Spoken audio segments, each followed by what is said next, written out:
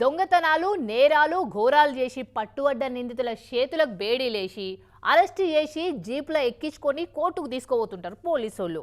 నడిమిట్ల urgent అని బతిలాడితే సరే అని పంపిస్తారు. ఇక అదే మంచి మోకా అని పోలీసులకు మస్కా కొట్టి తుర్రుమని పారారైతాడు ఆడు. ముంగట వాడుర్క వెనకట పోలీసోళ్ళు ఉరక. పోలీసోళ్ళ అదృష్టం బాగుంటే వాడు పట్టుబడతాడు. వాడు పట్టు వడకుంటే పోలీసోళ్ళ కొలువులు ఫట్టుమంటాయి. గిసుంటి సీన్లు మస్తు సినిమాలలో పెట్టేటోళ్ళు గప్పట్లా.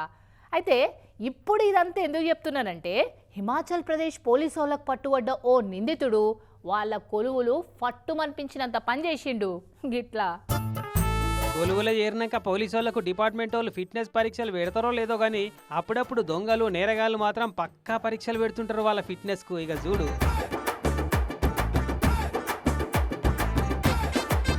హిమాచల్ ప్రదేశ్ రాష్ట్రం హమీర్పూర్ పోలీసు వాళ్ళకు ఎట్లా ఫిట్నెస్ టెస్ట్ పెట్టి పరుగులు పెట్టించిండో.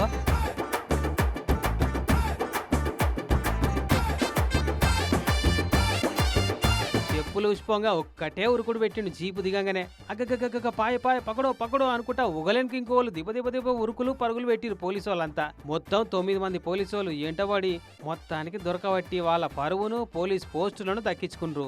ఓ మర్డర్ అటెంప్ట్ కేసులో అరెస్ట్ అయినట్ట వీడు. ఇక వాడిని జైలు వేసే ముంగట హెల్త్ కండిషన్ చెకప్ చేపిద్దామని గొంటబోతుంటే, సార్ అర్జెంట్ సార్, మీరు పంపించకుంటే పాయింట్లో పడుతుంది సార్, సీట్లు తడిచిపోతే మరి నాకైతే తెలియదు, మీ ఇష్టం అని చెప్పగానే చాలా దిగురా దరిద్రుడా దబ్బున పోయిరాపో అని వాని నటనను నమ్మి డోర్ తెరవంగానే బోన్ల పడ్డ ఎలుకను బయటికి ఇడిచి పెడితే వారిపోయినట్టు తుర్రుమని వారిపోదామని చూసిండు. కానీ పోలీసు వాళ్ళు కూడా హుషారే ఉన్నారు, దబ్బున దొరకబట్టిరు.